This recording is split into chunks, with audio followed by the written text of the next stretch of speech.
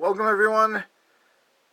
Here's our final look at the Tachyon affected broccoli sprouts. Now as we look at these, you can see that it actually, here is the Tachyon enhanced and here is the control subject, which nothing was done to. This actually, as you can see, has quite a bit more growth to it. I mean, the actual numbers.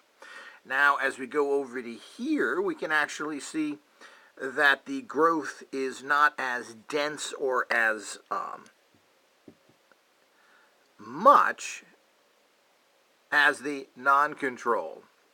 But here again, the actual number of sprouts doesn't really tell us all that much. You know, if it appears that there is faster growth, but generally there was faster growth from the beginning within the controlled sprouts, and the Tachyon empowered sprouts always seem to lag behind in general. Now what I'm going to do here is pause for a moment, and then we're going to look at the actual sprouts from each container and see if there's something we can ascertain from that.